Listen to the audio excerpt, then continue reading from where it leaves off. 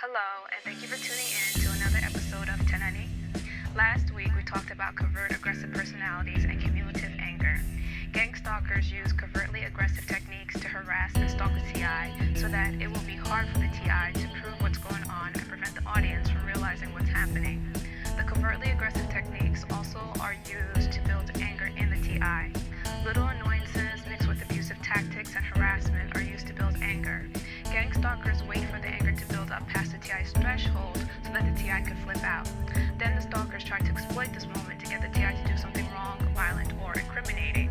I gave some tips on how TIs can manage their anger to avoid it building up and to become more aware of covert aggressive tactics. There are two vocabulary words for this episode: prompts and sensitization. A prompt is a cue or assistance to encourage the desired response from an individual. Sensitization is an increase in the response to an innocuous stimulus when the stimulus occurs after a punishing stimulus. Alright, let's get started. TIs, it's time to know thy enemy.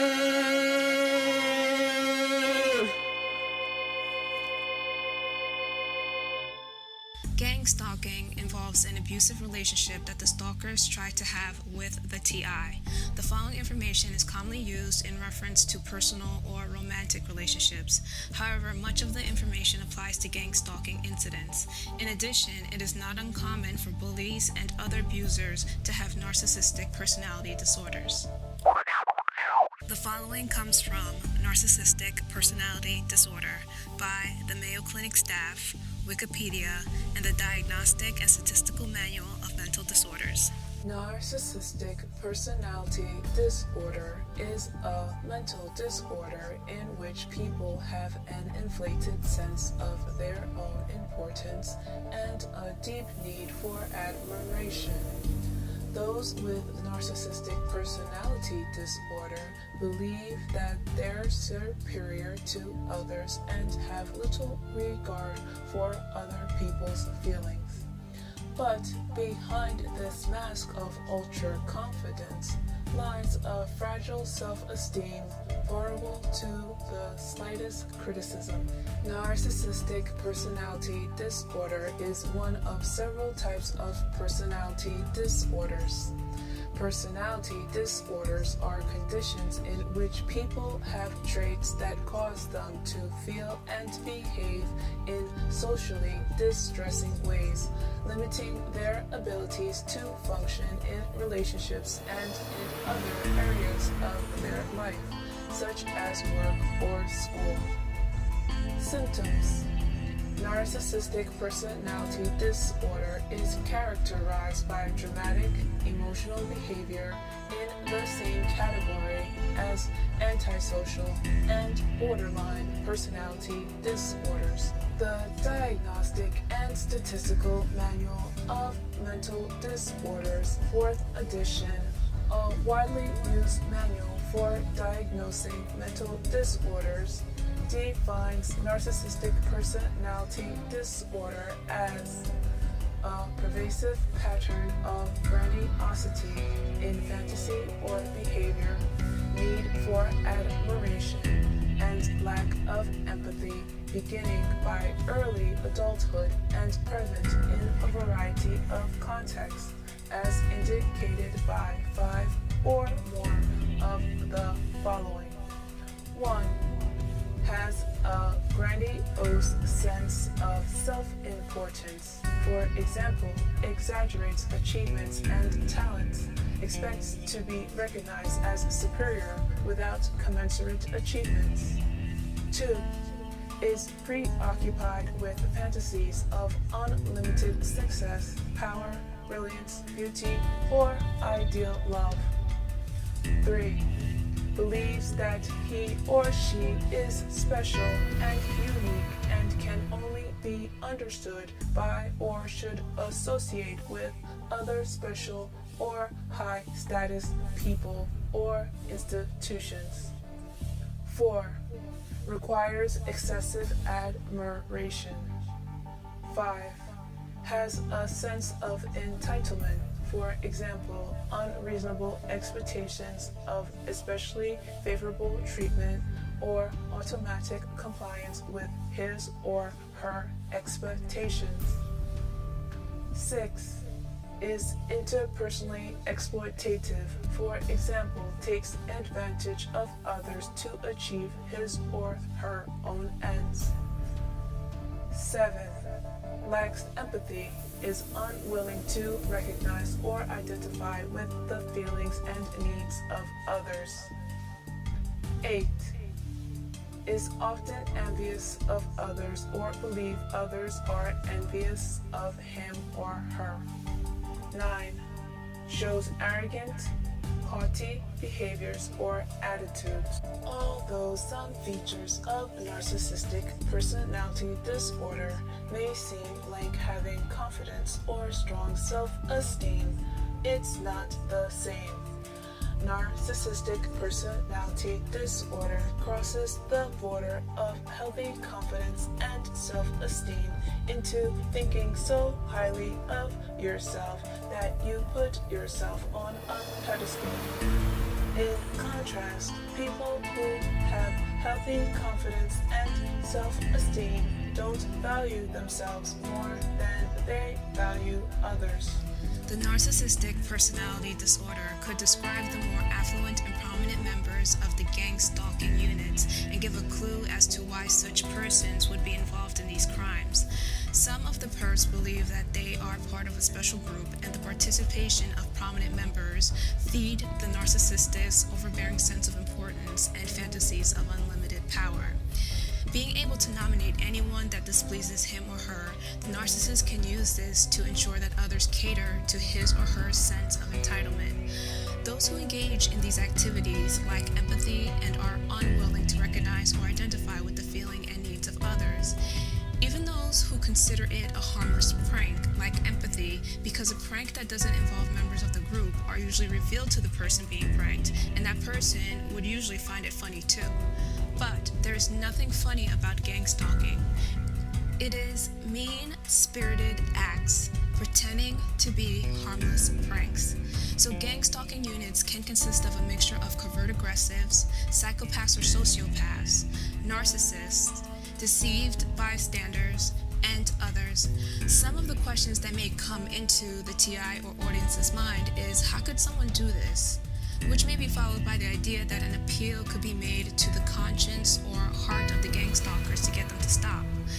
If a gang stalker has any of these disorders, then it is a waste of time to do this, and it explains why they just laugh, smile, smirk, or go blank when these type of appeals are used. Please note that in order to give a more accurate account of a mental disorder, a person would have to be directly evaluated by an ethical, licensed mental health professional. Some TIs have been evaluated and misdiagnosed by unethical mental health professionals. There are ethical mental health professionals out there, but a TI has to be careful where he or she seeks a mental evaluation. The information that I am giving you is general.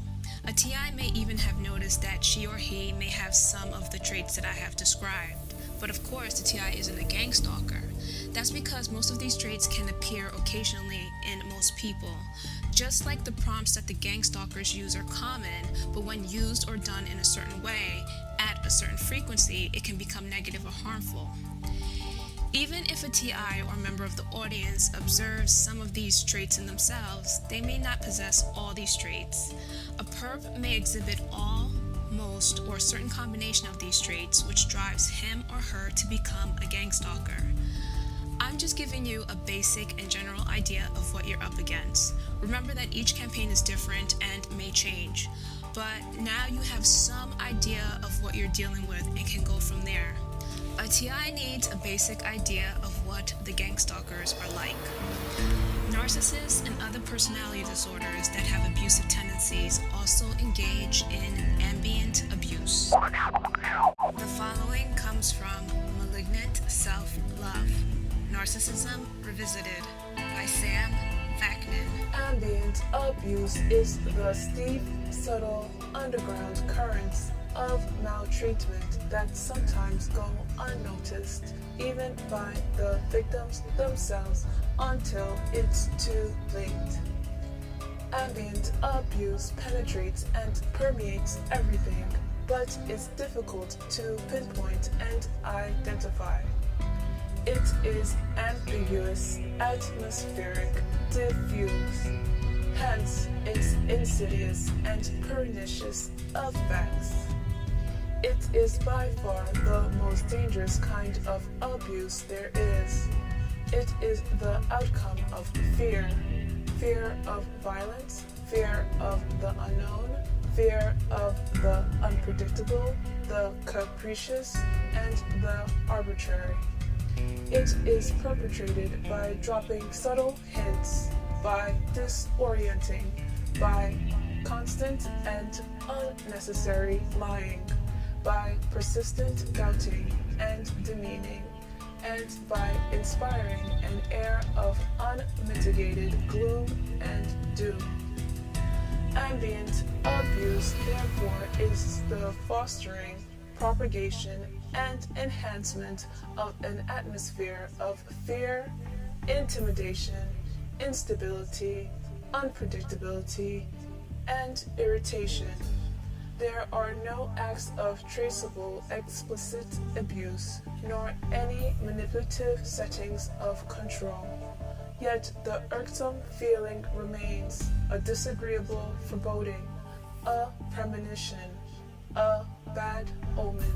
In the long term, such an environment erodes the victim's sense of self-worth and self-esteem. Self-confidence is shaken badly. Often, the victim adopts a paranoid or schizoid stance and thus renders himself or herself exposed even more to criticism and judgment. The roles are thus reversed. The victim is considered mentally deranged and the abuser is considered the suffering soul. There are 5 categories of ambient abuse, and they are often combined in the conduct of a single abuser. 1. Inducing disorientation.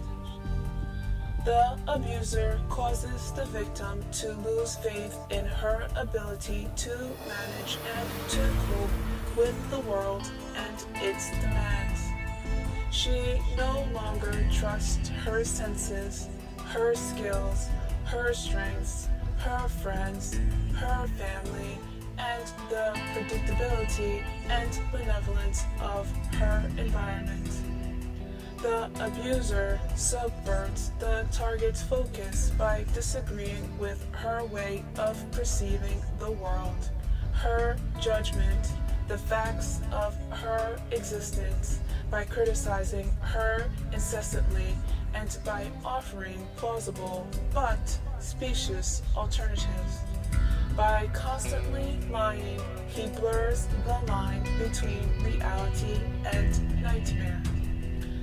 By recurrently disapproving of her choices and actions, the abuser shreds the victim's self-confidence and shatters her self-esteem. By reacting disproportionately to the slightest mistake, he intimidates her to the point of paralysis. 2. Incapacitating. The abuser gradually and surreptitiously takes over functions and chores previously adequately and skillfully performed by the victim. The prey finds itself isolated from the outer world, a hostage to the goodwill, or more often, ill will of her captor. She is crippled by his encroachment and by the inexorable dissolution of her boundaries, and ends up totally dependent on her tormentor's whims and desires, plans, and stratagems. Moreover, the abuser engineers impossible, dangerous, unpredictable, unprecedented, or highly specific situations in which he is sorely needed. The abuser makes sure that his knowledge, his skills, his connections, or his traits are the only ones applicable and the most useful in the situation that he himself brought. The abuser generates his own indispensability. 3. Shared psychosis. The abuser creates a fantasy world inhabited by the victim and himself, and besieged by imaginary enemies. He allocates to the abused the role of defending this invented and unreal universe. She must swear to secrecy, stand by her abuser no matter what, lie, fight, pretend, and do whatever else it takes to preserve this oasis of inanity. Her membership in the abuser's kingdom is cast as a privilege and a prize, but it is not to be taken for granted. She has to work hard to earn her continued affiliation. She is constantly being tested and evaluated. Inevitably, this interminable stress reduces the victim's resistance and her ability to see straight. 4. Abuse of information. From the first moments of an encounter with another person, the abuser is on the prowl. He collects information. The more he knows about his potential victim, the better able he is to coerce, manipulate, charm, extort, and convert it to the cause. The abuser does not hesitate to misuse the information he gleans, regardless of its intimate nature or the circumstances in which he obtained it. This is a powerful tool in his armory. 5. Control by proxy. If all else fails, the abuser recruits friends, colleagues, mates, family members, the authorities, institutions, neighbors, the media, teachers, in short, third parties, to do his bidding. He uses them to cajole, coerce, threaten, stalk, offer, retreat, tempt, convince, harass, communicate, and otherwise manipulate his target. He controls these unaware instruments exactly as he plans to control his ultimate prey. He employs the same mechanisms and devices, and he dumps his props unceremoniously when the job is done.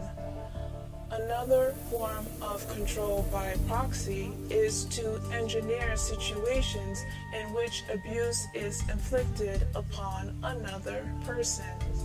Such carefully crafted scenarios of embarrassment and humiliation provoke social sanctions, condemnation, or even physical punishment against the victim.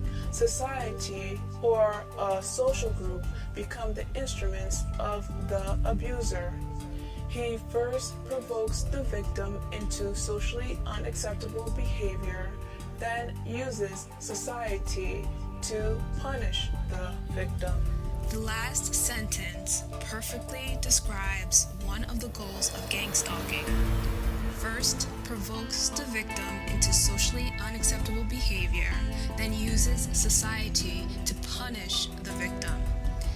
In the part about a shared psychosis, it is related to what happens to the TI with a few differences. The fantasy world is inhabited by the gang stalkers, their supporters, and the TI, instead of just the victim and the gang stalker. The gang stalkers just build more and more enemies against the TI to make the TI feel that he or she is fighting the world alone. In reality, this crime is secretly happening while the rest of the world continues its routine. In addition, the gang stalkers are the ones trying to defend the invented and unreal universe where they secretly stalk and terrorize innocent people.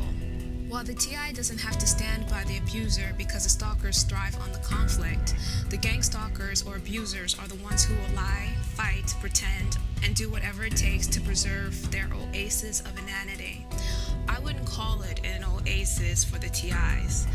The part in the shared psychosis that describes the TI situation well is constantly being tested and evaluated. Inevitably, this interminable stress reduces the victim's resistance and her ability to see straight. The rest is a good description of what happens to the TI, with the exception that there may be more than one person creating the campaign. There are 4 phases to the cycle of abuse that have an eerie similarity to the gang stalking incidents. The following comes from Cycle of Abuse by Wikipedia.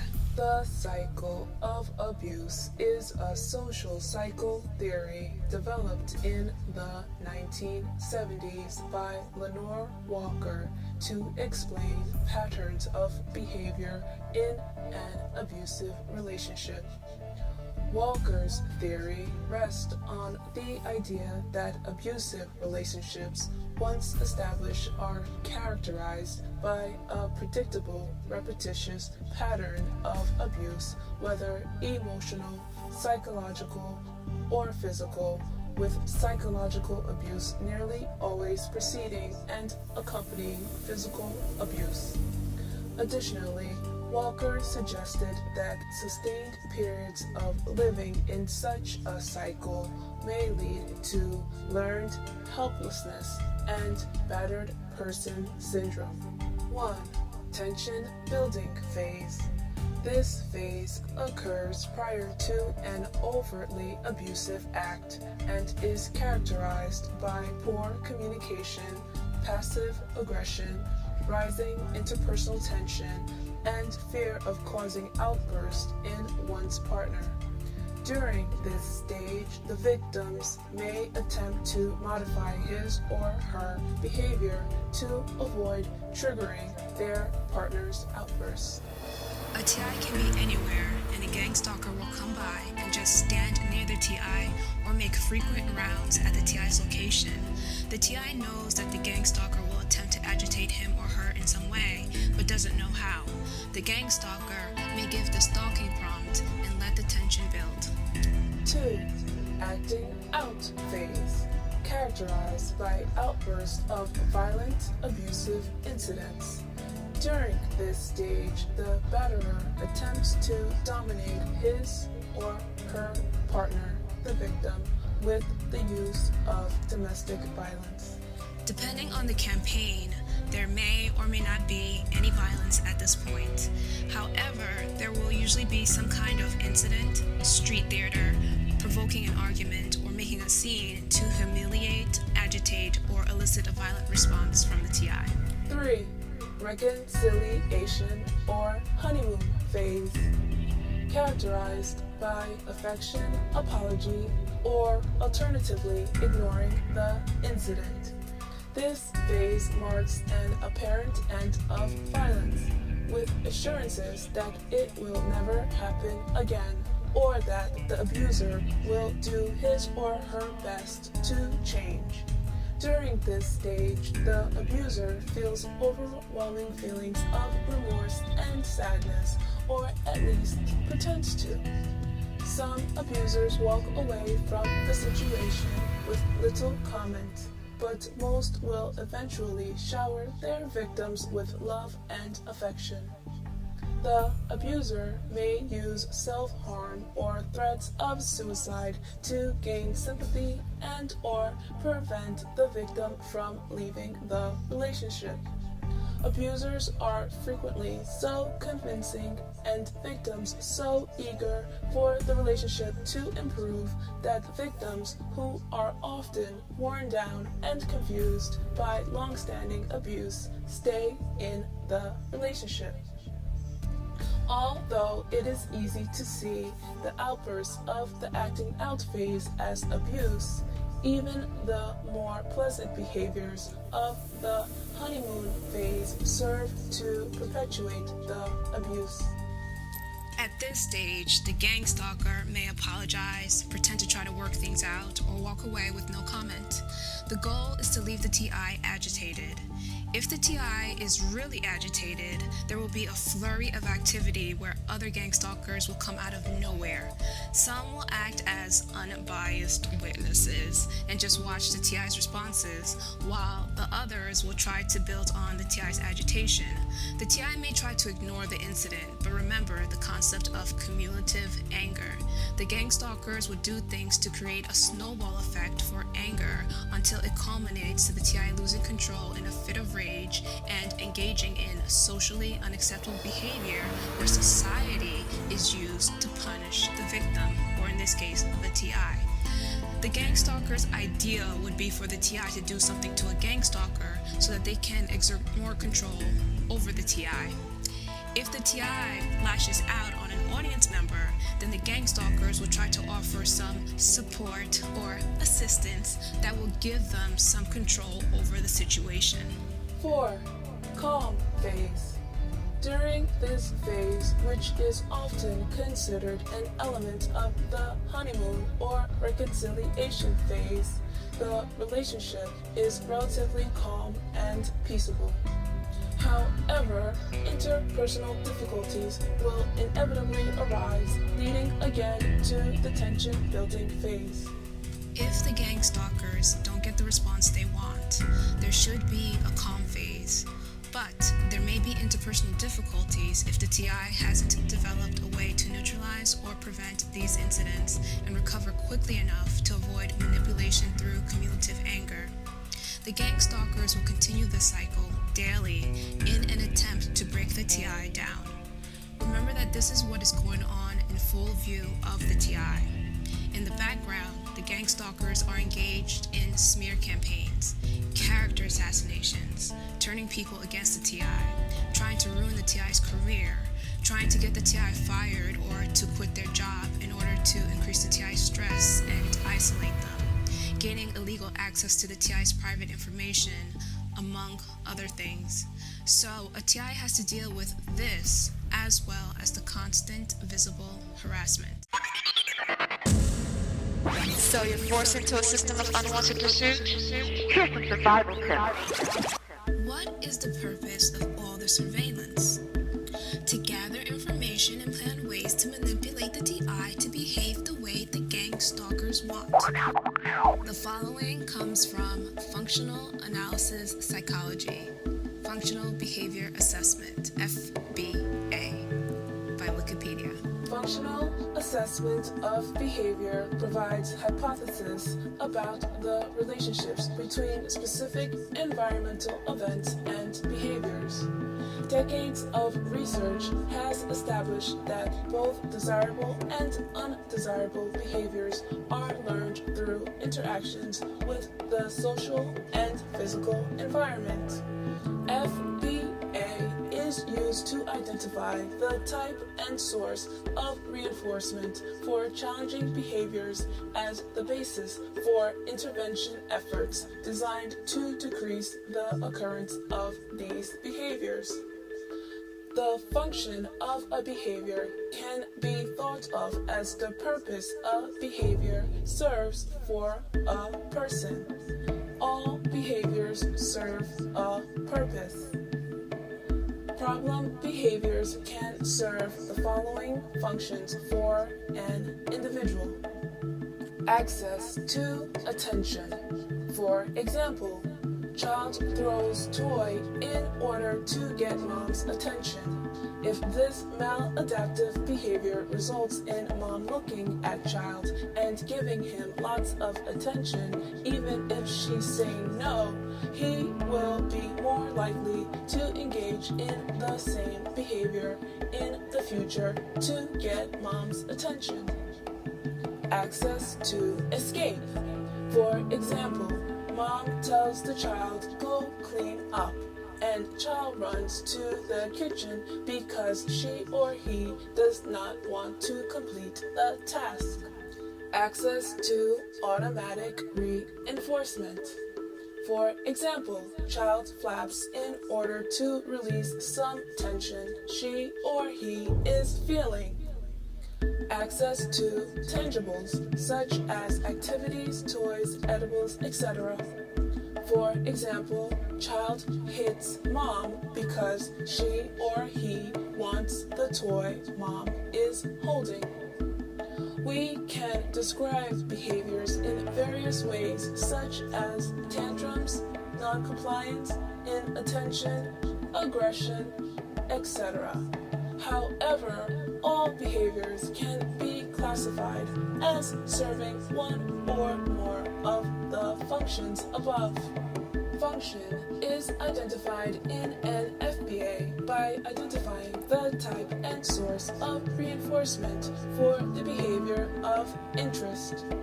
Those reinforcers might be positive or negative social reinforcers provided by someone who interacts with the person, or automatic reinforcers produced directly by the behavior itself. Positive reinforcement is social positive reinforcement such as attention, tangible reinforcement, and automatic positive reinforcement. Negative reinforcement is social negative reinforcement such as escape and automatic negative reinforcement. I want to highlight the example about the child getting access to his mother's attention through maladaptive behavior. If this results in mom looking at the child and giving him lots of attention, even if she's saying no, he will be more likely to engage in the same behavior in the future to get mom's attention. This is similar to the gang stalkers acting out to get the TI's attention. If the TI responds, the stalkers will engage in the same behavior again and again. So the perps are trying to do random things to see which one gets the TI's attention. Behaviors may look different, but can serve the same function. And likewise, behavior that looks the same may serve multiple functions. What the behavior looks like often reveals little useful information about the conditions that account for it. However, identifying the conditions that account for a behavior suggests what conditions need to be altered to change the behavior. Therefore, assessment of function of a behavior can yield useful information with respect to intervention strategies that are likely to be effective. It's said that assessment of function of a behavior can yield useful information with respect to intervention strategies that are likely to be effective.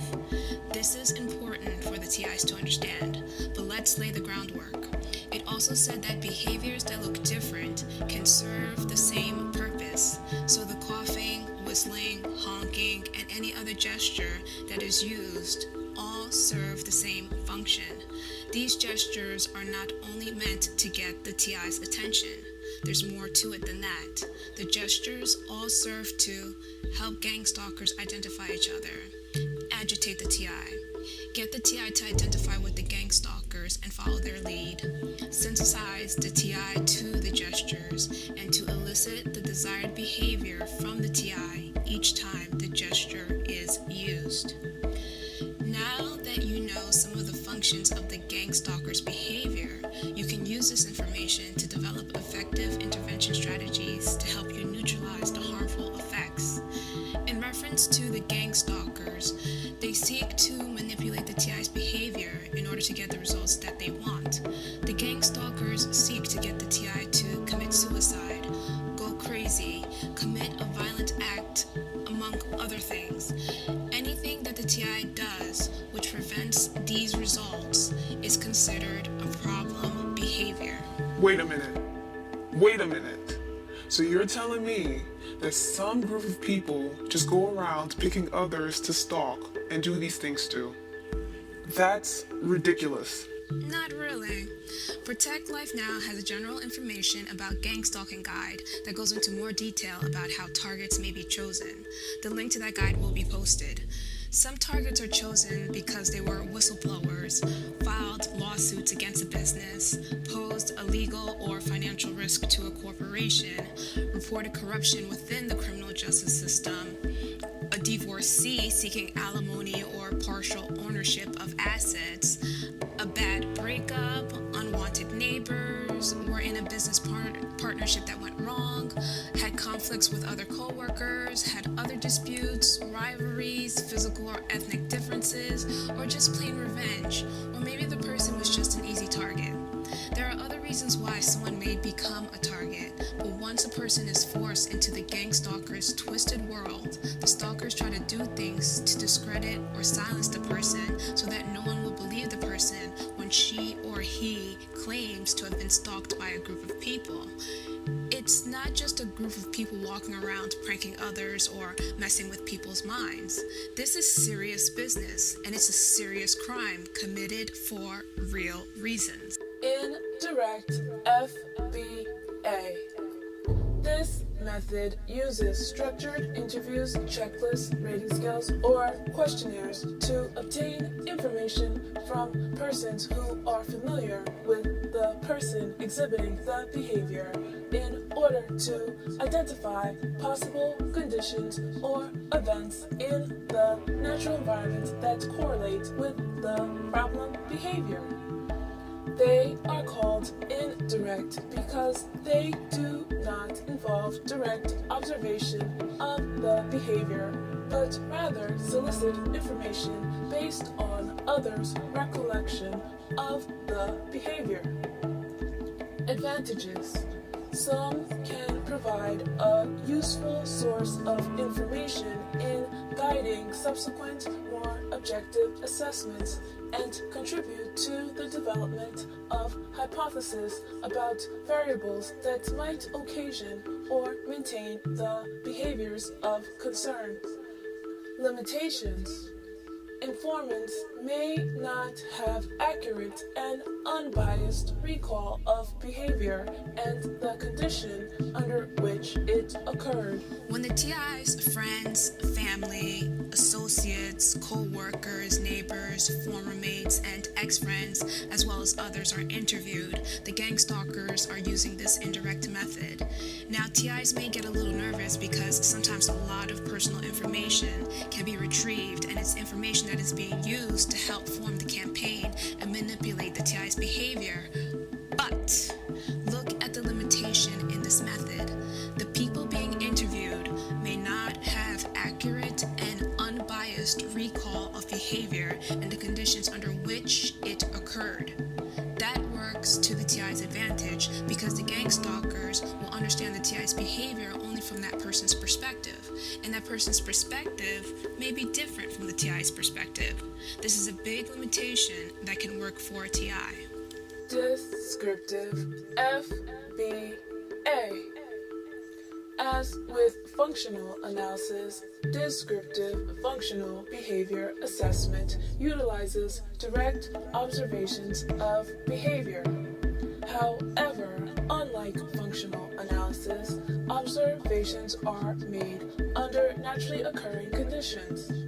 Therefore, descriptive assessments involve observation of the problem behavior in relation to events that are not arranged in a systematic manner.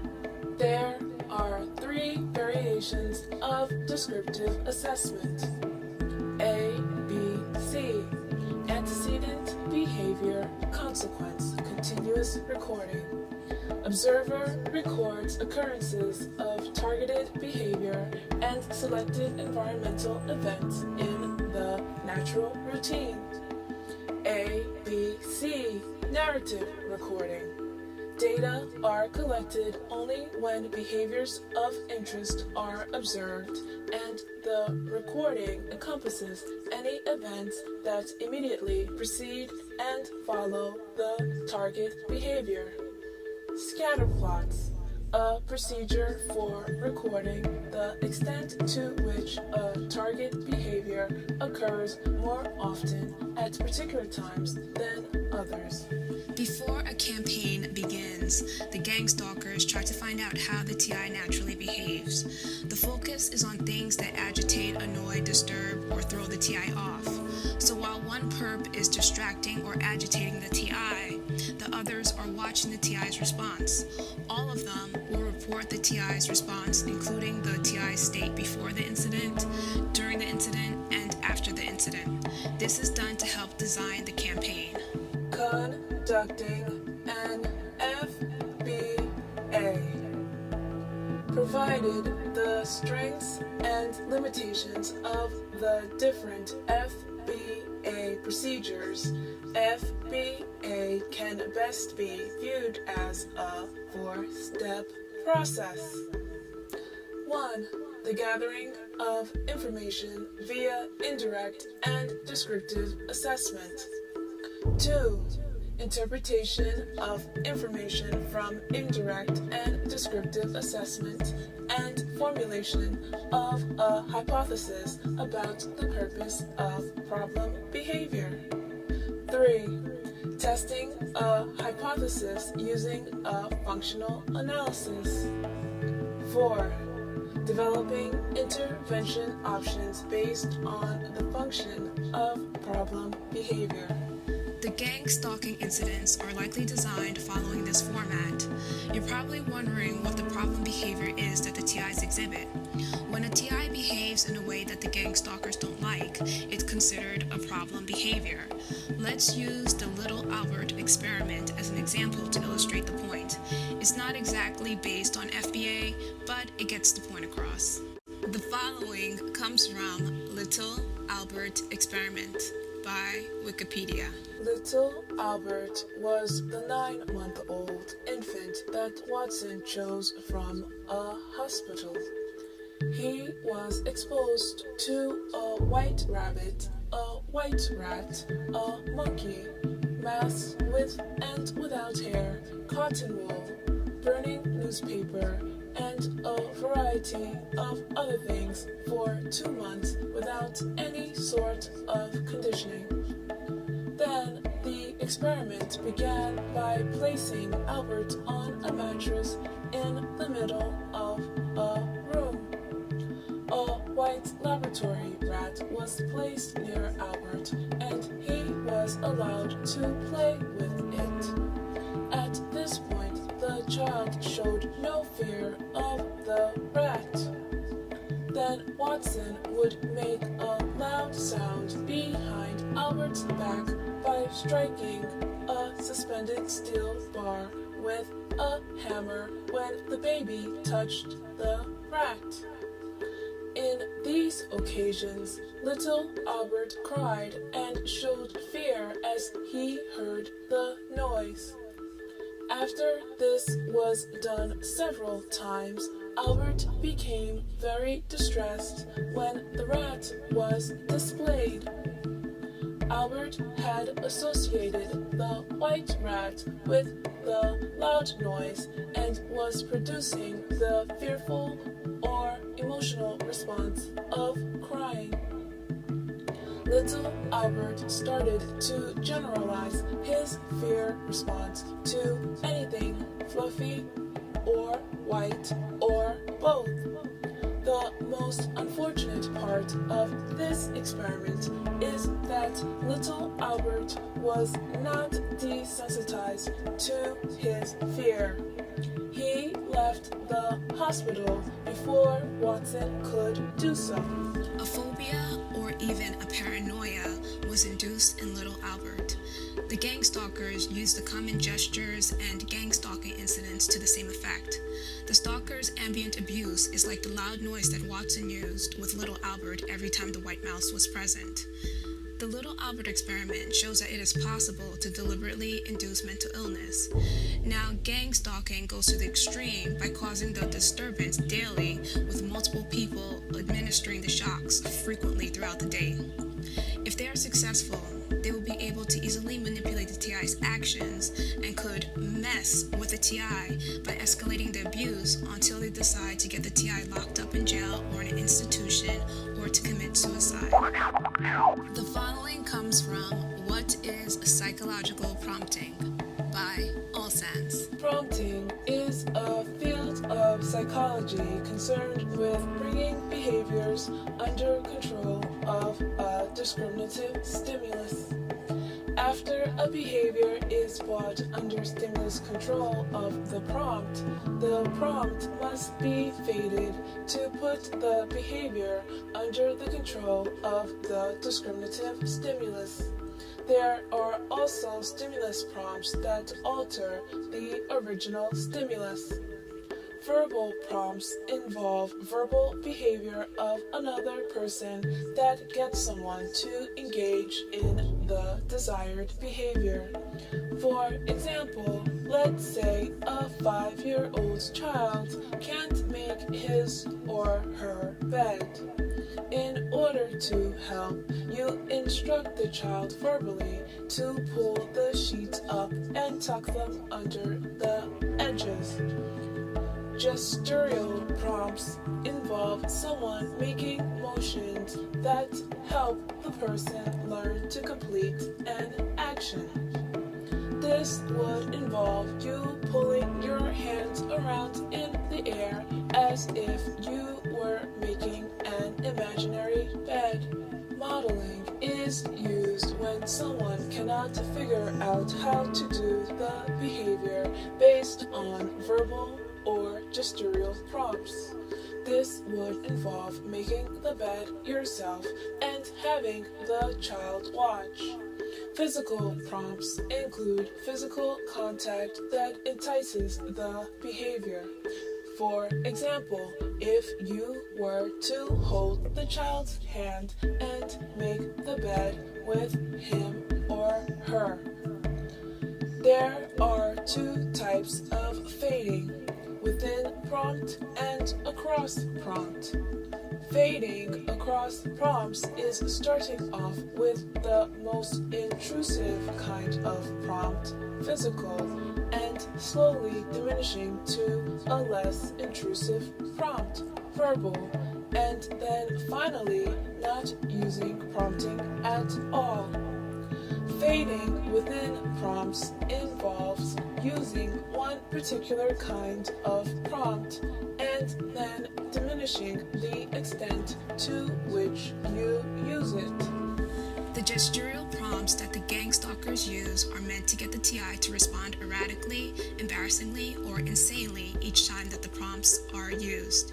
For example, a TI could be enjoying a conversation when a gang stalker passes by and gives the prompt, thereby eliciting the erratic response. To the audience, it will look like the TI is crazy because the prompts are commonplace, but the TI is responding to an actual event. If the TI finds that she or he is responding to the prompts in a way that the gang stalkers want, it is important that she or he doesn't allow those responses to become subconscious, because then the TI will respond automatically. That's what the gang stalkers want, and that's what the TI must prevent. But is that possible? Can the TI prevent this? Remember that the last sentence in the Little Albert paragraph was, the most unfortunate part of this experiment is that Little Albert was not desensitized to his fear. He left the hospital before Watson could do so. Before talking about desensitizing, let's explain sensitization. The following comes from Sensitization by Kimball. Sensitization is an increase in the response to an innocuous stimulus when that stimulus occurs after a punishing stimulus.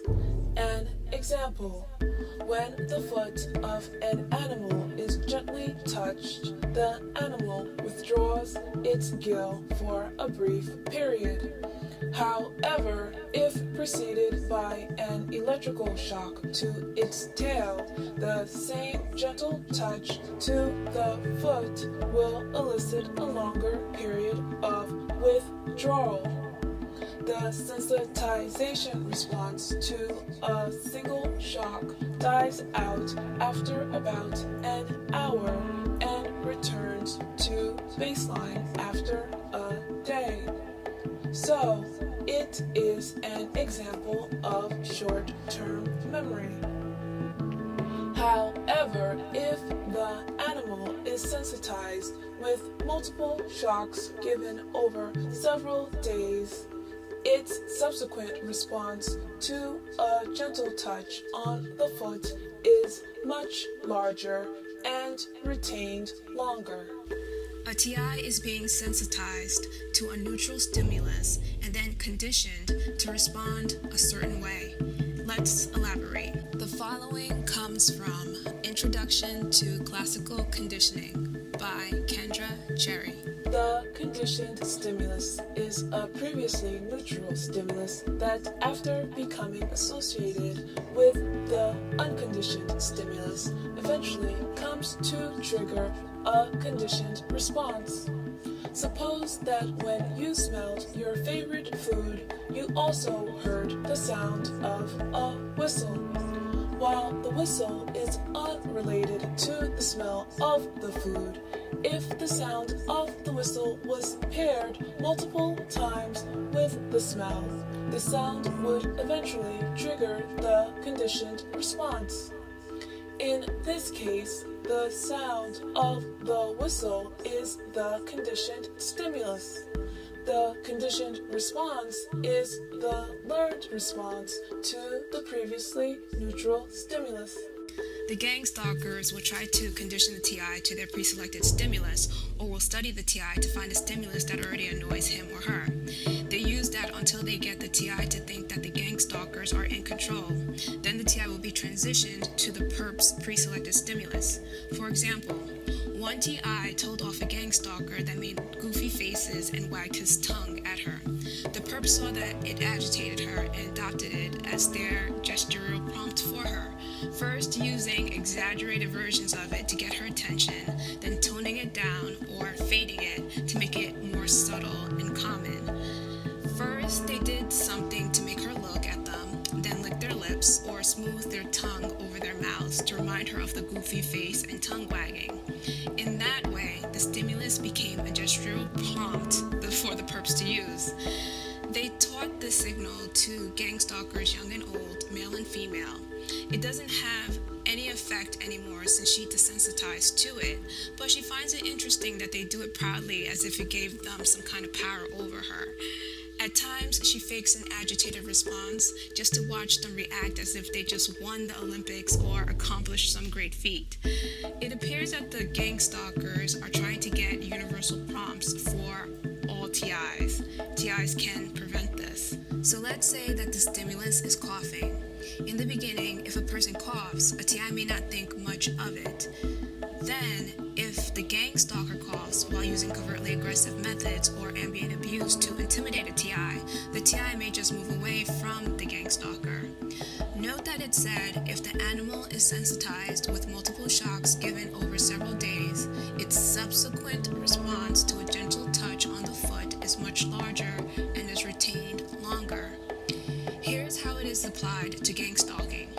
The multiple shocks are multiple people repeating the same cough intimidation combo.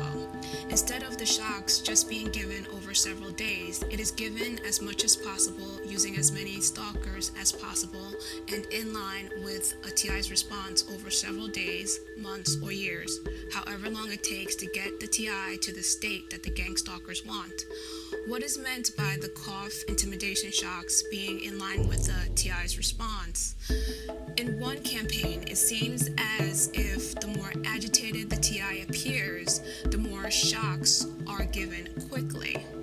So, if the TI is having a bad day and is more agitated by the cough intimidation shocks, more gang stalkers will appear in a shorter time frame using the cough intimidation shocks and may include the other shocks, honking, whistling, etc.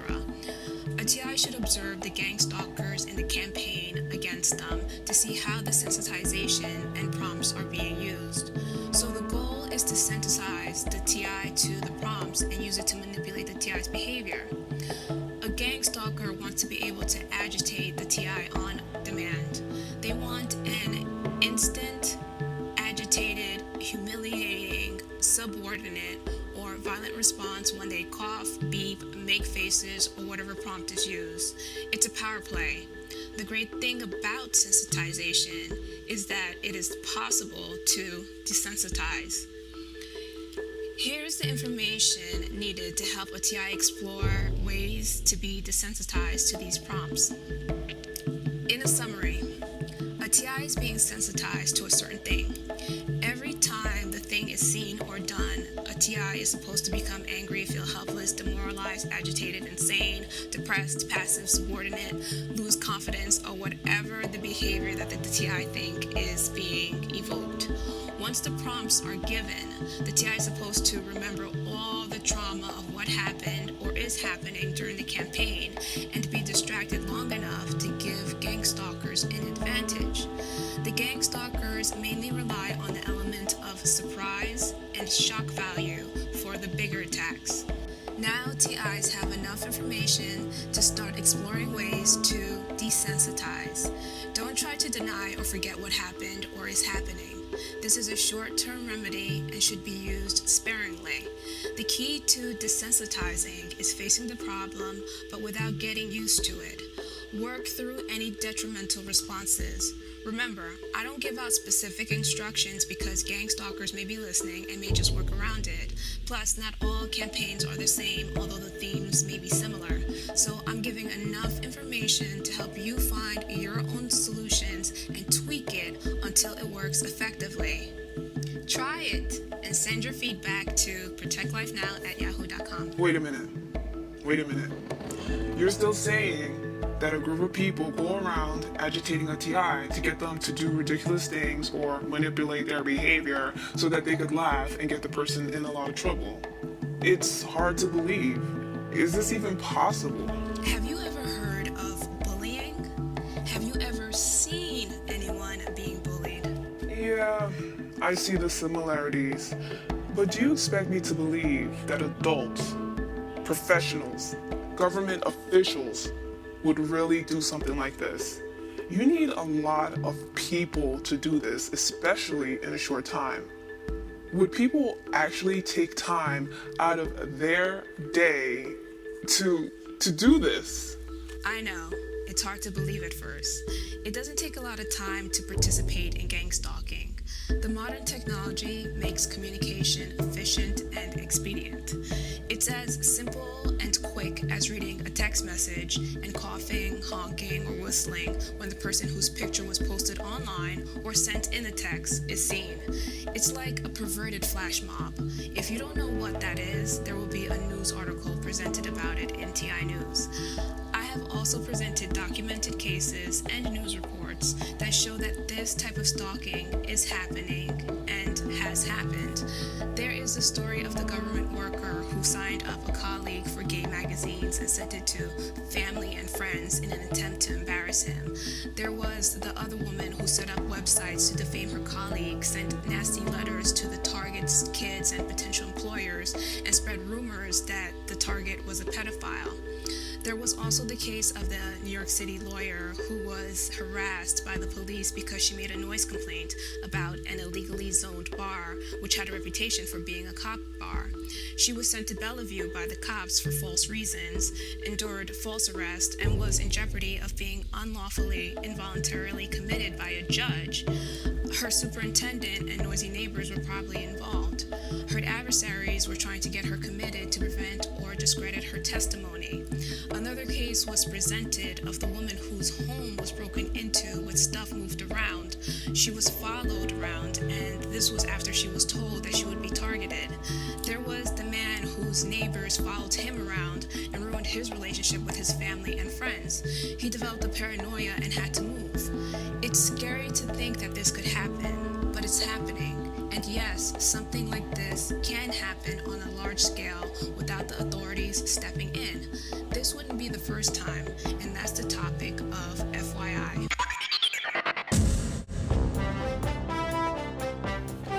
Now it's time for FYI, essential information for TIs. Some find it hard to believe that a large network of people could target and cause so much harm to someone most of them don't even know. But it has been done before. You're about to go back in time to learn about Blacklists right now. I must admit that this gang stalking thing could be hard to grasp in the beginning. TIs often find it hard to explain what is happening to them to the general public. The general public wonders if it's possible. Has this ever happened before? And the answer is yes, it is possible and it has happened before. I mentioned in previous episodes that gang stalking is nothing new. It's just a new take on horrible old activities. History repeats itself because those who don't know history are destined to repeat it. Those two quotes make a profound sentence. Let's take a look at some of the ingredients of gang stalking. TIs are put on a list and may have difficulty finding work while enduring a lot of public defamation and harassment. Sounds similar to the Hollywood blacklist during the late 1940s. We have reviewed some of the psychology behind gang stalking. It's all based on current gang stalking activities. However, the general public may want to know if this has worked before. Can all this be put into organized harassment that causes all these problems? Short answer, yes. Long answer, coming up. First, I must make it clear that the following is just to illustrate that gang stalking activities consist of things that have been done before and have been documented. Protect Life Now has no political leanings and nothing against Hollywood. This is being used in a strictly historical context. Don't be frightened with all the mentions of communism, McCarthyism, and government agencies. That's not the point of using these excerpts. Just pay attention to what was done and how this was done. Let's get started with an overview. The following comes from Hollywood Blacklist by Wikipedia. The Hollywood Blacklist was the mid-20th century list of screenwriters, actors, directors, musicians, and other U.S. entertainment professionals who were denied employment in the field because of their political beliefs or associations, real or suspected. Artists were barred from work on the basis of their alleged membership in or sympathy towards the American Communist Party, involvement in liberal or humanitarian political causes that enforcers of the blacklist associated with communism, and or refusal to assist investigations into Communist Party activities.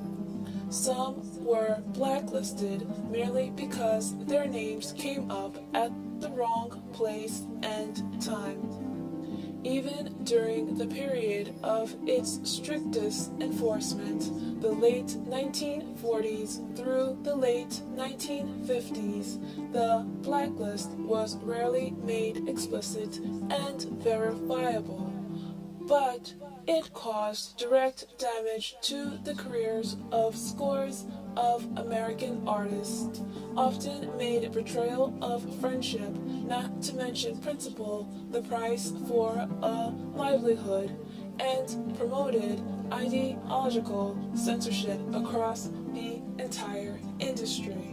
In October 1947, a number of persons working in the Hollywood film industry were summoned to appear before the House Committee on Un-American Activities, which had declared its intention to investigate whether communist agents and sympathizers had been surreptitiously planting propaganda in U.S. films. Adversaries of HUAC, such as a lawyer who defended some of the Hollywood 10 in front of the committee in 1947, were labeled as communist sympathizers or subversives and targeted for investigation themselves. Throughout the 1950s, the FBI tapped the lawyer's phones, opened his mail, and placed him under continuous surveillance. As a result, he lost most of his clients and, unable to cope with the stress of ceaseless harassment, committed suicide in 1959. The HUAC investigation also effectively destroyed families. A screenwriter, after a brief period on the blacklist, became a friendly witness and dumped his wife, who refused to name names. After divorcing his wife, he took the couple's young son as well. The wife succumbed to alcoholism and died of a pulmonary disease at the age of 58.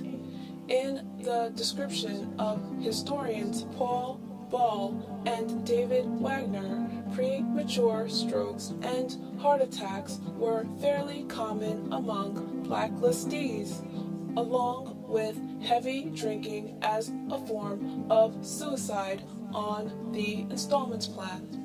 During this same period, a number of influential newspaper columnists covering the entertainment industry regularly offered up names with the suggestion that they should be added to the blacklist.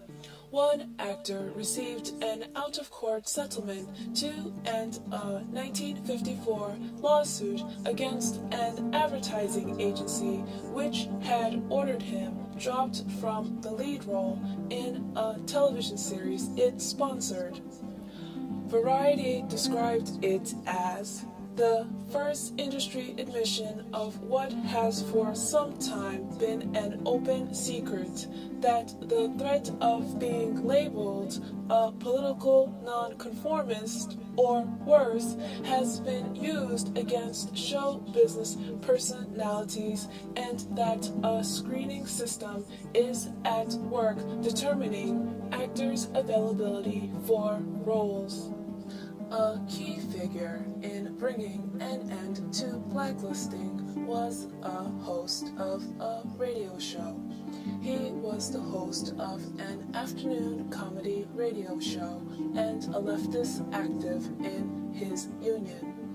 He was scrutinized by one of the private firms that examined individuals for signs of communist sympathies and disloyalty. Marked by the group as unfit, he was fired. Almost alone among the many victims of blacklisting, he decided to sue the private firm in 1957. Though the case would drag through the courts for years, the suit itself was an important symbol of the building resistance to the blacklist. The initial cracks in the entertainment industry blacklist were evident on television. In 1957, a blacklisted actor was hired by a well-known director as an associate producer for his anthology series, which was entering its third season on a big network. On November 30th, 1958, a live production of a musical based on short stories written by a then-communist writer appeared with the proper writing credit of a blacklisted writer, along with his literary partner. The following year, a popular actress insisted that a blacklisted composer be hired as musical director for her new series. The first main break in the Hollywood blacklist followed soon after. On January 20th, 1960, a director publicly announced that one of the best-known members of the Hollywood 10 was the screenwriter for his forthcoming film. 6.5 months later, with the film still to debut, the New York Times announced that the motion picture company would give the blacklisted actor screen credit for his role as writer on another film, a decision a major star is now recognized as largely responsible for. The blacklist was now clearly coming to an end, but its effects would reverberate for years to come. The radio host finally won his lawsuit in 1962. With this court decision, the private blacklisters and those who used them were put on notice that they were legally liable for the professional and financial damage they caused. However, a number of those on the blacklist remained there for an extended period. For instance, one of those actors could not find work in Hollywood until 1965. Some of those who named names argued for years after that they had made an ethically proper decision. Others who gave friendly testimony to HUAC after suffering on the blacklist for a time conceded with remorse that their plan was to name their way back to work. And there were those who were more gravely haunted by the choice they had made. In 1963, an actor declared, "I was a rat, a stoolie, and the names I named of those close friends were blacklisted and deprived of their livelihood." Scholars Paul Bull and Dave Wagner state that the actor was widely believed to have drunk himself into a near-suicidal depression decades before his 1986 death. There are many books that go into more detail. One book is called Hide in Plain Sight, The Hollywood Blacklistees in Film and Television, 1950 to 2002, by Paul Bull, spelled B-U-H-L-E, and Dave Wagner. If you read it, please send an email with your thoughts. It doesn't have to be a book review, just thoughts about what happened to the blacklisted performers. It's interesting that HUAC, a government agency, was involved in the blacklisting. I'm not certain who are the people behind the gang stalking units, but wanted to point out the association to show that even though the blacklist included government officials, it still came to an end. Blacklisting participants were exposed and held accountable. The same is true for gang stalking. It will come to an end, and a lot of the stalkers will be held accountable for their participation. Hollywood was not the only one involved in blacklisting people. Other industries were also involved. Now that you got an overview, here is more in-depth information. Some of the previous information will be reviewed, but new information will also be presented. Again, ProtectLifeNow has nothing against Hollywood and no political leanings. This is being used in a strictly historical context. Don't be frightened with all the mentions of communism, McCarthyism, and government agencies. That's not the point of using these excerpts. Just pay attention to what was done and how this was done. The following comes from Blacklist and Other Economic Sanctions by Ellen Schrecker. The cautious presidents and studio heads who fired and refused to hire political undesirables shared the anti-communist consensus. They were patriotic citizens who, however squeamish they may have been about the methods of McCarthy and the other investigators, agreed that communism threatened the United States and that the crisis engendered by the Cold War necessitated measures that might violate the rights of individuals. By invoking the icon of national security, they were able to give their otherwise embarrassing actions a patina of patriotism. Equally pervasive was the belief that communists deserved to be fired because of their alleged duplicity, dogmatism, and disloyalty to their nation and employers. Communists were seen as no longer qualifiable for their jobs. Since these disqualifications usually appeared only after the until then qualified individuals were identified by part of the anti-communist network, these rationalizations obviously involved considerable deception and self-deception. There were few legal restraints. The Supreme Court, which initially acquiesced in the firing of unfriendly witnesses and other political dissidents, began to change its position by the mid-1950s. But the reversals were never complete, and they occurred after much of the damage had been done. A few people whose careers had been destroyed by the entertainment industry blacklist tried to sue for damages, but federal judges did not even recognize the existence of the blacklist until the mid-1960s. No doubt because of the glamour of the entertainment industry, the anti-communist firings and subsequent blacklisting of men and women in show business are well known. The movies had been a target of the anti-communist network since the late 1930s. Investigating show business was a sure way to attract publicity. There were plenty of potential witnesses. The film industry had a lively radical community with an active core of some 300 communists. In 1947, the Hollywood 10 hearings precipitated the blacklist. At first, it was not clear that employers would punish unfriendly witnesses. But when the indictment of the 10 showed that the federal government's law enforcement machinery was backing HUAC, the situation changed.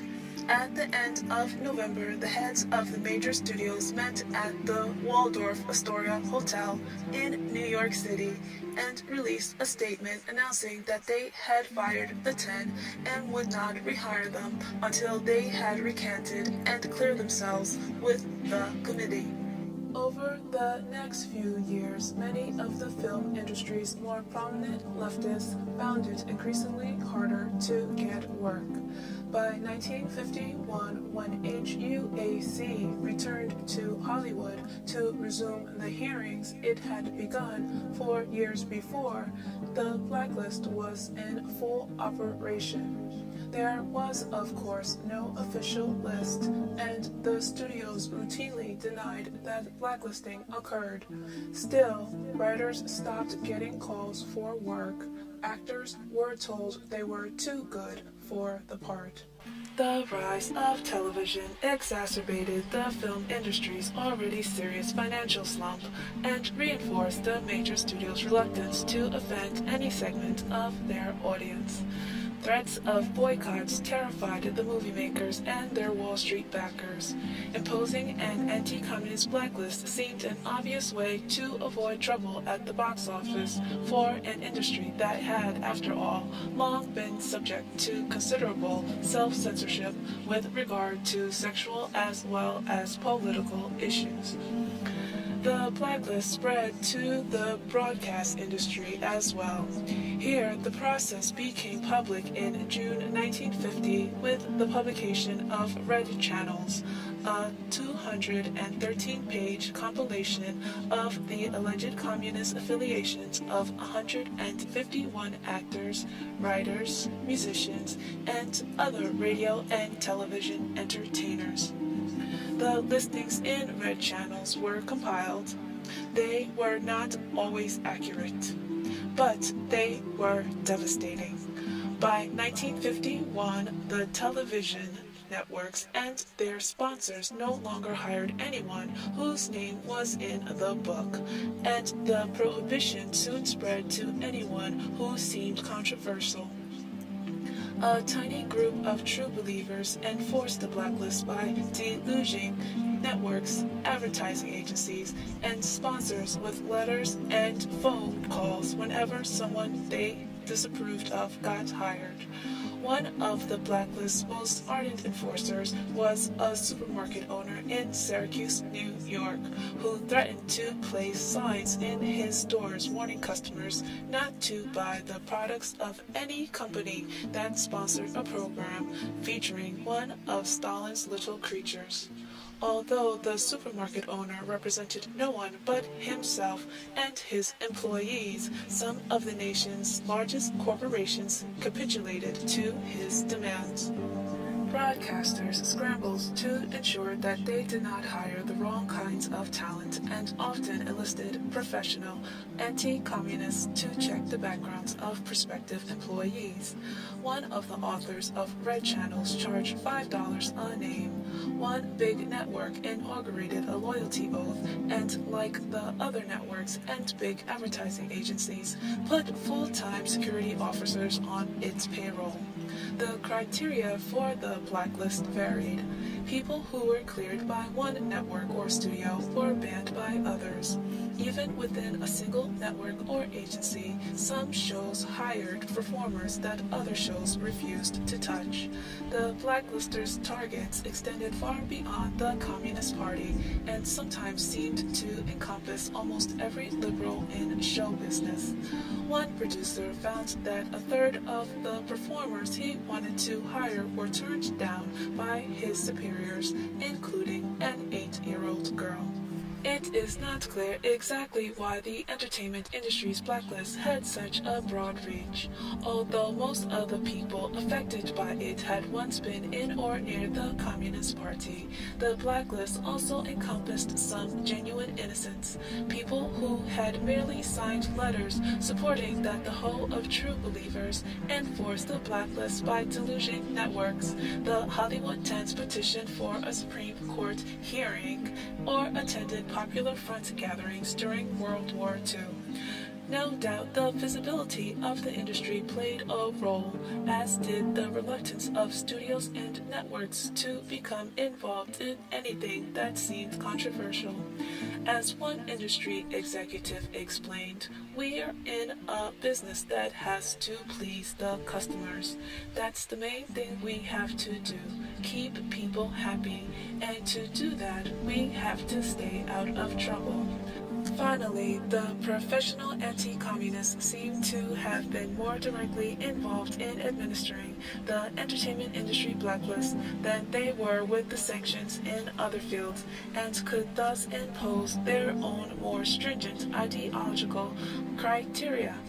It was possible to get removed from the blacklist. The clearance procedure was complicated, secretive, and for many people morally repugnant. The people who initiated the blacklist, such as the authors of Red Channels, charged a few $100s to shepherd someone through the process. A loose network of lawyers, gossip columnists, union leaders, and organizations provided similar services. Naming names was required, of course. The better known among them often had to publish articles in a mass circulation magazine explaining how they had been duped by the party and describing its evils. Clearance was not routine. Even people who had no party ties had to write 2 or 3 drafts of their letters until they showed the appropriate degree of contrition. The show business people who couldn't or wouldn't clear themselves soon became unemployable and ostracized. Some left the country, if they could get passports. Others used subterfuges. Blacklisted writers worked under pseudonyms or hired fronts who were willing to pass off the blacklistees' scripts as their own. It was not a lucrative business. The alias and fronts could not command the fees that the more established blacklisted writers had once earned. Producers knew what was going on, and unscrupulous ones took advantage of it. The more principled ones began to chip away at the ban and hire some blacklisted writers. In 1956, the embarrassed silence that accompanied the failure of screenwriter Richard Rich, which was really a front name for one of the Hollywood 10 to claim his Academy Award, began the process. By the mid-1960s, some of the blacklisted screenwriters were back in Hollywood. Actors, of course, could not use fronts. Even the most talented of them had a tough time on the blacklist. Broadway, with its smaller clientele, did not let them perform, but work in the legitimate theater was sporadic and much less remunerative than in movies or TV. Ultimately, many of the blacklisted actors had to abandon their careers and take whatever jobs they could find. More than one blacklistee ended up waiting tables. The blacklist took a personal toll as well. Broken health and broken marriages, even suicides, were not unknown. When the blacklist lifted in the 1960s, its former victims were never able to fully resuscitate their careers. They had simply lost too much time. The entertainment industry's blacklist was the most visible of the economic sanctions of the McCarthy era, but it was hardly unique. Most of the politically motivated dismissals affected communists and ex-communists and tended to be concentrated in industries where communist-led unions had been active or in sectors of society that harbored the middle-class intellectuals and professionals who had gravitated to the party during the Popular Front. Steelworkers, teachers, sailors, lawyers, social workers, electricians, journalists, and assembly line workers were all subject to the same kind of political dismissals and prolonged unemployment as show business people, and the experience was just as devastating. There are many other parallels between the Hollywood blacklist and gang stalking, but in the interest of time, those couldn't be presented. The difficulty finding work, being taken advantage of by those who are aware of what's going on, destroyed relationships with friends and family, inducement of mental health issues from the blacklisting activities, public defamation, harassment, etc. Gang stalking is not so strange or impossible after all. In fact, the modern technology makes it easier and more dangerous. Remember, gang stalkers are using these old tactics with a modern twist. So for those who wondered if this was possible and has it happened before, the answer is still yes. Ladies and gentlemen, please find your seats and turn off or mute your cell phones, pagers, and beepers. The show is about to begin. This street theater comes from New Haven, Connecticut. Alright, so check this out. I see these gang stalkers walking around like they got it made. I mean, they act like they're part of a prestigious operation that's supported by some powerful people and no one can mess with them. I'm thinking that these people must get paid big bucks, get jobs easily through their connections or some other benefit to do this nasty stuff. There was one stalker who's on my bus every weekday around 8 o'clock in the morning. He talked about riding the bus to the end, which took about an hour, so I was thinking he's talking to me while he was on his way to work. He liked talking loudly about his personal business, his time in jail, how he's good with everybody, his psychiatric problems, the medication he takes, the girls he got, other people, etc., you know the type. One day, he said something that surprised me. He started to talk about his food stamps and how he needed to talk to his caseworker to keep up his public assistance. I was shocked. Are you kidding me? He's on the bus every morning and he's not going to work. This guy got up that early to stalk me and didn't have a job. I was paying those taxes so that he could live off of public assistance and stalk hard-working people. He should have been using that time to find him a job or do something productive. Now, look, there's nothing wrong with being on public assistance when you need it. It's understandable if TIs are on public assistance because the perps do all they can to drive the TIs to poverty.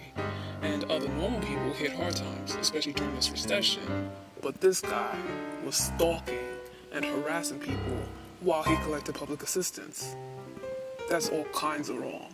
He needed help, alright, but not that kind of help. It would take a lot of money for normal people to ruin an innocent person's life. Even then, many wouldn't do it. Gang stalkers must come cheap. I thought the stalkers got taken care of by the more prominent stalkers. They act like they got these special connections and networks that could take them anywhere.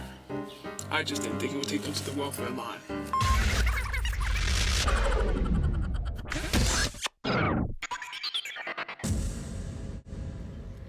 Now it's time for TI News. I'm always looking for news stories about stalking, especially gang stalking. So if you find a news story that appeared in an official news source, please email it to ProtectLifeNow@yahoo.com. So here's the news for today. The following comes from Eartha Kitt by Danny Miller.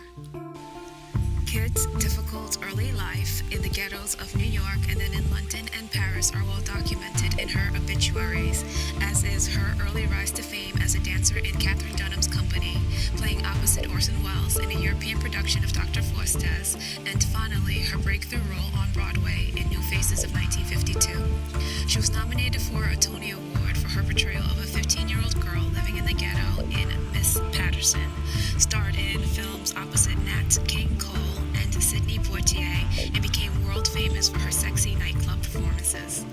There's much to say about Kit's amazing career, but instead I want to focus on a pivotal episode in her life that I vividly remember from childhood, when Eartha Kitt went to the White House in 1968 and was condemned for making First Lady Bird Johnson cry.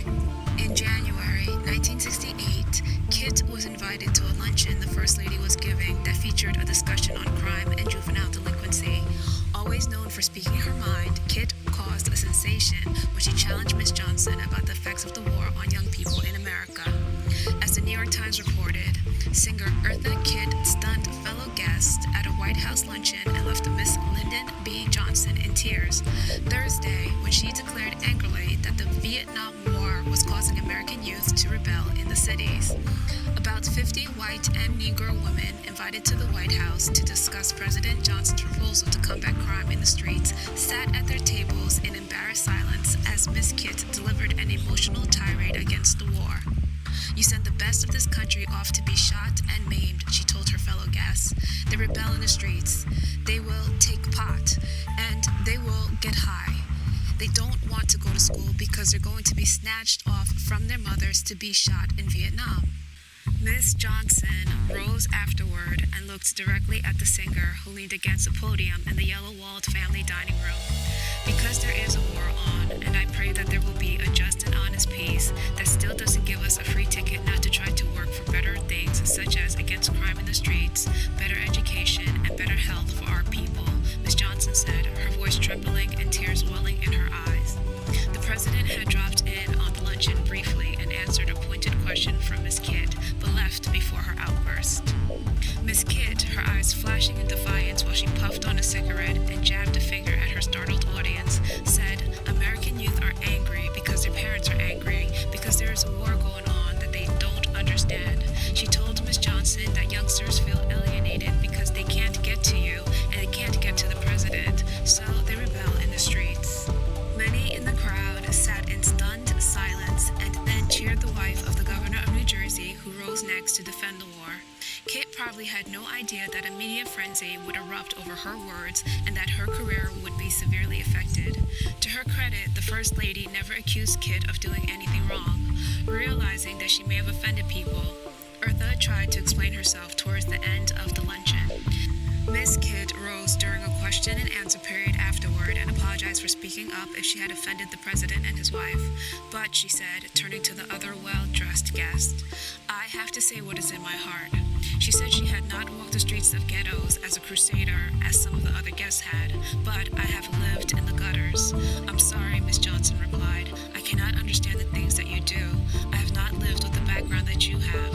I cannot speak as passionately or as well as you. But I think we have made advances in these things, and we will do more." Still, the irrepressible Kit couldn't stop herself. She continued, "We have to realize where the truth really is," she said, pointing her fingers at the guest who sat transfixed. "The children of America are not rebelling for no reason. They are not hippies for no reason at all. We don't have what we have on Sunset Boulevard for no reason. They are rebelling against something. There are so many things burning the people of this country, particularly mothers. They feel they are going to raise sons, and I know what it's like, and you have children of your own, Miss Johnson. We raise children and send them to war." She said that today's youth feel there is no need to be a good guy. He would rather go to jail as a bad guy and avoid the draft, she said. They feel that if they have any life, it is best to live because they may not be here tomorrow. Was anybody ever that honest to a president or first lady? The reporters couldn't get out of that room fast enough to file their stories, some of them in support of Eartha's right to speak up, but many highly critical. Editorials condemning the singer appeared around the country, as well as many angry letters. Everyone got into the act, from actress Martha Raye and former child star Shirley Temple Black, who criticized Eartha, to writer Gore Vidal, who praised her. President Johnson's pastor felt it his duty to apologize for Miss Kitt in a publicized telegram sent to the president the next day.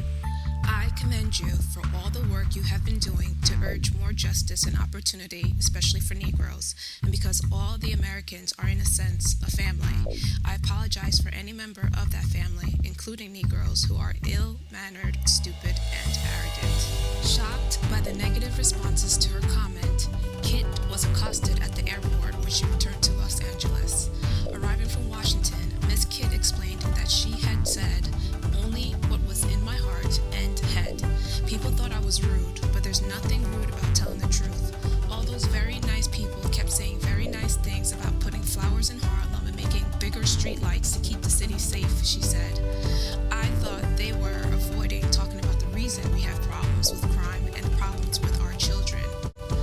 Letters sent to the New York Times about the matter ran the gamut. Many took Kit to the task. Once again, bad taste has been flaunted in the guise of freedom. Eartha Kitt's performance at the White House was unforgivable. The legitimate cause of civil rights and the image of our Negro population is damaged by irresponsible acts like this.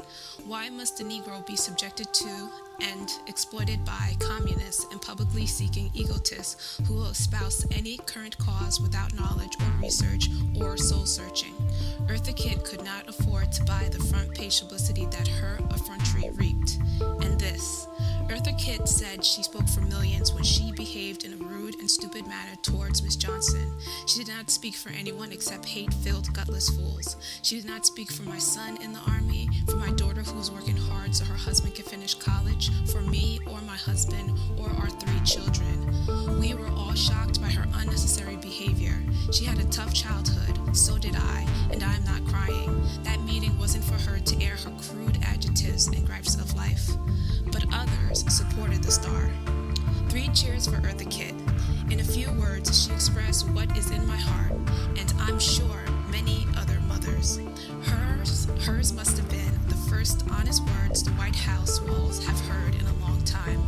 Words that were not first edited, programmed, pre-digested, and homogenized before the president heard them. And fie on those who feel they must apologize for her. No apologies necessary. As well as this articulate response from a doctor in Philadelphia. Eartha Kitt is to be commended for her courageous and direct speaking to Miss Lyndon Johnson. The Vietnam War is alienating our youth, whether in the streets or on the college campuses. Our young people see our society expending the major portions of its economic resources and many thousands of lives, their lives, to achieve by morally dubious means questionable political ends.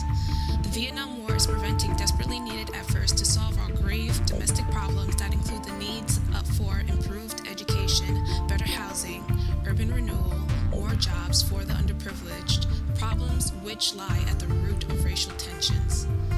The Johnson administration needs to know that there are many people in this country who understand this, who are gravely concerned, and who are, yes, angry, because they feel utterly frustrated in their attempts to transmit their concerns to their president and to Congress. For this reason, I applaud Ms. Kitt's plain speaking.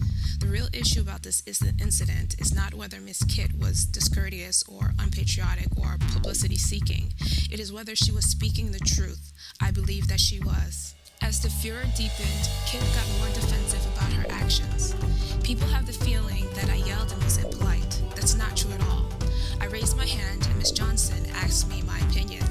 I said as unemotionally as possible under the circumstances that we had been hiding our heads in the sand, that we hadn't gotten to the core of the problem of juvenile delinquency.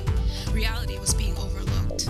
As a citizen of my country, thank heavens there is a country left that has the guts to let its people say what they think. As an actress, a Negro, whoever, I'm entitled to my opinion, particularly when it is asked of me. Following the incident, nervous nightclub owners and producers canceled Kit's contracts, and according to the New York Times, recoiled at the mention of her name. Eartha was not contrite. For years, I went along with the idea that the entertainer should not get involved with politics. Today, I realize that because of our contract with the public, we have to speak out to make those who are responsible more aware of what is happening, where they perhaps cannot see. Particularly someone like myself, who has lived a life of poverty. Kit began a lengthy tour of Europe, but eventually she was able to get gigs in the United States. Although the activist label she never sought stayed with her, she returned to entertaining with her ultra-sexy stage persona. It wasn't until 1975 that she learned via a front-page story in the New York Times how she had been closely watched by the CIA. The Central Intelligence Agency compiled a dossier of second-hand gossip about entertainer Eartha Kitt's social life at the request of the Secret Services in 1968, but produced no evidence of foreign intelligence connections. The CIA's report was prompted by Ms. Kitt's criticism of the Vietnam War to Lady Bird Johnson during a White House luncheon on January 18, 1968. Ms. Kitt was depicted in the report as having a very nasty disposition and as being a spoiled child, very crude, and having a vile tongue. Ms. Kitt, who is black, was said in the report not to associate with other black persons and to have bragged that she had very little Negro blood. The CIA document noted that Ms. Kitt signed an advertisement in support of the late Dr. Martin Luther King's civil rights drive in the South, and then observed that a number of persons identified in the past with the Communist Party had also endorsed the ad. Eartha was horrified by the allegations, which included charges from the CIA that she was a sadistic nymphomaniac. She spoke out, "This is too much. This is more than I can or will take. I am determined to do my part in stopping the gradual erosion of American freedom. If this is not done, the day when the enemies of freedom, be they communists, fascists, or what have you, walk right in and take over our country will come sooner than most of us are inclined to think. As for reports of the CIA's invasion of my right to privacy, I am insulted, disappointed, and annoyed, but I don't find it particularly surprising. This is only one of a number of hardships that I have had to endure since making those remarks in 1968. Following my little talk at the White House, most of my nightclub and hotel engagements in this country were canceled, even though contracts had been entered into. That I should be singled out appears at first glance to be puzzling. Scores of Hollywood television and musical personalities, both American and foreign-born, have been far more critical of America's foreign and domestic policies than I have. The difference, of course, is that I am not Barbara Howard or Jane Fonda or Candice Bergen. I am a black woman. Because I am black, I had to be taught a lesson and put back into my place as a singing, dancing, mindless automation who saw no evil, did no evil, and most important, publicly spoke no evil. In my case, the CIA apparently didn't even have accurate information. For example, the news story said that the agencies had learned that I did not associate with other black persons. That's nonsense. I have always taken interest in the black community, even before it became fashionable to do so. I taught dancing at the Harlem YWCA as early as 1952 and have been teaching a dance class in Watts for almost 10 years. I don't regret anything that I have said or done. I have suffered a lot financially, but I have survived. I only have pity and sympathy for those who tucked their moral tails in between their legs and cuddled up to the Johnson and Nixon administration's immoral and unjust policies. How can you not admire a woman with such guts? She did not step foot in the White House again until Jimmy Carter invited her there in 1978. In 2006, she even returned there to light the Christmas tree with George W. Bush. There are so many other fascinating details about Eartha Kitt's life, triumph and challenges, scandals and tragedies, her support of Israel and Jewish causes, but I'll end with a quote from the first of her 3 autobiographies. This is from her 1956 book called Thursday's Child. I think I am an example of what can happen to someone who tries. I am a negress out of the cotton fields. I had enough ambition within myself to try to create a better world in spite of the depressions and the suppressions, and I had my share. I hope that I can encourage others to try, and that you don't have to crush anybody to get there. You don't have to push through too harshly. This news story is meant to inspire TIs. Kitt was an exceptional woman who succeeded against all odds. Despite the blacklist, she was able not only to survive, but to thrive until the truth was revealed and what she lost was restored. This isn't an official gang stalking case. However, there are videos on the internet where Kitt goes into more detail about what happened during the blacklist.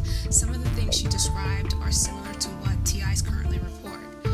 Kitt didn't give in to the enormous pressure and showed that besides her talent, she was also a courageous and inspiring woman victims also survived the blacklisting and were able to lead productive lives afterwards. TIs, don't give up. The gang stalkers are in a battle with truth and time. Fortunately, truth and time always win. The following comes from Day of the Smart Mobs by Chris Taylor. If you want to understand the future of political protest or any other grassroots group activity for that matter, consider Eli Pariser, age 22. The New Yorker was barely old enough to hold candles at his parents' vigils during the Gulf War. Now he's the international coordinator of MUON.org, an anti-war movement that has 4 paid staff members and no office, but wields enough power to set a major metropolis on high alert. Using nothing more than email and instant messages, Pariser can ask an army of 750,000 protesters to take the streets whenever he chooses, although the dates are decided by an even larger, equally ad hoc international peace network. On February 15th, Pariser's army joined millions of people who demonstrated in cities around the world against the possibility of a war in Iraq. On March 15, they will do it again. Pariser sits at the nexus of what Howard Rheingold would call a smart mob. Rheingold, a veteran technology watcher and well-published futurist, had put his finger on yet another transformative technology. In Smart Mobs, the next social revolution, he describes how large, geographically dispersed groups connected only by thin threads of communication technology, cell phones, text messaging, two-way pagers, emails, websites, can be drawn together at a moment's notice like schools of fish to perform some collective action. Political demonstrations are the classic example, but the action doesn't have to be political or ever to take the streets. More than 400,000 anti-war protesters last Wednesday jammed switchboards in the White House and Congress with a flood of phone calls, faxes, and emails in what was billed as the first nationwide virtual demonstration. On the same day in Rio de Janeiro, according to Brazilian authorities, a jailed Brazilian drug lord known as Fernandinho Beira Mar coordinated a round of riots, bombs, and bus burnings from his prison cell using a smuggled cell phone. The original smart mobs were teenage thumb tribes in Tokyo and Helsinki who punched out short, cheap text messages on primitive cell phones to organize impromptu raves or stalk their favorite celebrities. In Tokyo, crowds of teenage fans would appear as if by magic at subway stops where a rock musician was rumored to be headed. Texting, as this practice is known, spread like the Hong Kong flu, especially in the developing world. In the Philippines, the black-clad crowds that toppled President Jove Estrada in 2001 were summoned into being with a now famous single line of coded text passed from phone to phone. Go to EDSA, an acronym for a Manila street, where black, spelled BLCK. In Nigeria, the same technology was used to spark anti-Miss World riots that killed hundreds and drove the beauty contest out of Africa. Government institutions may be relatively impervious to smart mob technology, but they are probably not immune. If anyone doubted that a group of people can be assembled in a short time, doubt no more. As you can see, the technology makes it possible to do the impossible.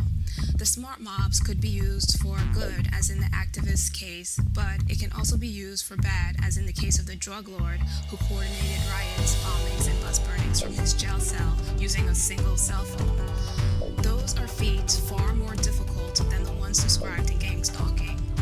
All gang stalkers have to do is send a text with a picture or description of the target and have nearby perps in place to cough, whistle, honk, follow, harass, or whatever else when they see the TI. Again, a small feat compared to what has already been done. The following comes from Time Freezes in Central London. The flash mobbing fraternity strikes again in bustling train station by Zoe McGee. At 6 p.m. Wednesday evening, all was normal at the Liverpool Street train station in London. Commuters streamed in and out of the station, oblivious to what was about to happen. But interspersed among the suited and booted office workers were some rogue elements intent on interrupting the daily commute. As soon as the clock struck 6:24, the hustle and bustle of the Liverpool station was disrupted by a statuesque brusque stillness. The station had become the latest target for flash mobbing, an organized routine in which dozens of mostly young people struck and held a pose in absolute silence for 4 minutes. Office workers keen to get home were forced to weave their way through these living statues. "I just love this kind of mischief," a 32-year-old property investor and flash mobber told ABC News. "It's just innocent fun, no agenda, no political objective, just people having fun." Some mobbers posed with umbrellas as if they were about to be carried away by the wind. Several flash mobbing couples held a passionate embrace, their lips locked for 4 minutes. Many went for the classic reading the paper pose, and one couple sat frozen on bikes at the risk of being jostled by hurrying commuters. The flash mob fraternity spreads the word through cyberspace. News of an upcoming event arrives via email, messages sent to social networking sites, or by text messages. "Well, it's how fast information spreads. I got one email, then another, and another," said a woman, explaining that she was keen to experience the scene as she had watched an internet video posting of a previous flash mobbing. Other flash mobbers ABC News approach were less forthcoming, preferring that the flash mobbing scene remained somewhat shrouded in mystery. None wanted to divulge the identity of the organizers. "It's supposed to be a secret," a young girl giggled when asked. Flash mobs have been extremely popular at English train stations. For instance, more than 3,500 people congregated for a silent disco at London Paddington Station on November 30th, 2006. In January 2008, a video showing hundreds of people frozen in time at New York's Grand Central Terminal was posted on YouTube, becoming one of the site's most popular videos. Some participants know exactly what they're involved in, but it's easy to see how audience members can be duped into thinking that they are playing a prank, joke, or just having fun with a target. A person may receive a message to honk, cough, whistle, or do whatever the gang stalking prompt is whenever they see the victim. This seems harmless, so some people may do it without question. It's also easier to understand how kids can be involved in these activities. The gang stalkers are distorting reality for both the audience and the TI. Here's a tip for the audience. If you're involved in a flash mob or a smart mob, make sure that you are not being used in a gang stalking campaign. After the flash mobs execute these bizarre acts, they usually behave as if nothing happened at all. It's the same thing that TIs have reported about gang stalkers. I'm not saying that flash mobs are responsible for gang stalking. I just want to point out that what the TIs report isn't unusual. The following comes from Mobs Are Born as Word Grows by Text Message by Ian Urbina. It started out innocently enough 7 years ago as an act of performance art where people linked through social networking websites and text messaging suddenly gathered in the streets for impromptu pillow fights in New York, group disco routines in London, and even a huge snowball fight in Washington. But these so-called flash mobs have taken a more aggressive and raucous turn here as hundreds of teenagers have been converging downtown for a ritual that is part bullying, part running of the bulls. Sprinting down the block, the teenagers sometimes pause to brawl with each other, assault pedestrians, or vandalize property. On Wednesday, the police here said that they had enough. They announced plans to step up enforcement of a curfew already in the books and to tighten it if there's another incident. They added that they planned to hold parents legally responsible for their children's actions. They are also considering making free transit passes for students invalid after 4 p.m. instead of 7 p.m. to limit teenagers' ability to ride downtown. This is bad decision-making by a small group of young people who are doing silly but dangerous stuff. Mayor Michael A. Nutter said in an interview Wednesday, "We intend to do something about it immediately." Flash mobs are not unique to Philadelphia, but they have been more frequent here than elsewhere. Others that resulted in arrest and injuries have been reported over the past year in Boston, South Orange, New Jersey, and Brooklyn. Philadelphia officials added that they had also begun getting help from the Federal Bureau of Investigations to monitor social media networks, and television and radio stations are helping to recruit hip-hop artists to make public service announcements imploring teenagers to end the practice. In the past year, at least 4 of the flash mobs have broken out in the city, including one on Saturday in which roving teenagers broke into fights. Several onlookers were injured and at least 3 people were arrested. It was like a tsunami of kids, said a pizza delivery man.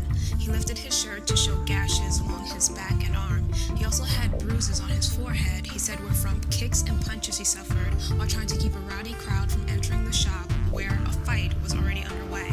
By the time you could hear them yelling, they were flooding the streets and the stores and the sidewalks, he said.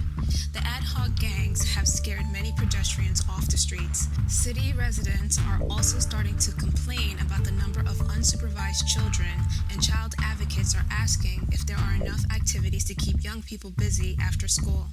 We definitely need more jobs for kids. We need more summer jobs for kids. We need more after-school programming, and we need more parent support, said Shelley Yanoff, Executive Director of Public Citizens for Children and Youth, a children's advocacy group in Philadelphia. Ms. Yanoff added that libraries and after-school programs had been reduced, and the program for youth offenders had been cut sharply. On Friday, officials said 2 pre-teenagers assaulted a woman as part of a violent game called Catch and Wreck, in which children pick out people who appear homeless and then beat them and take any money they have. The police, who say these assaults are unrelated to flash mobs, arrested an 11-year-old boy and a 12-year-old girl in the attack. The police said they also plan to charge the boy in an attack on a 73-year-old man who was beaten and robbed in the same area on March 13th. The flash mobs were meant for fun and good purposes, but unfortunately, some have taken a sadistic turn. One of the concerns of gang stalking is how easy it is for teenagers to start their own gang stalking units. TIs have noticed teenagers being involved in campaigns. Unfortunately, most teenagers will participate for fun, to willingly go along with friends, or cave in to peer pressure. Remember that the flash mob-like activities are the most visible part of gang stalking, but there are more sadistic tactics used behind the scene to destroy the TI's life. The gang stalking methods are easy to execute. Most of it is based on the same tactics used to cause mischief during the elementary to high school years. But the effects are too serious to be dismissed as silly pranks. That's it for this episode. I gave you the information. Now you decide how to use it. Use what works for you. If you would like to share your stalking story with Tenani, please check out the Protect Life Now's organized harassment video on YouTube or email protectlifenow@yahoo.com for more information. If any gang stalkers disagree with the information presented, please let us know. We would love to hear from you. Thank you for listening, and I'll talk to you next time.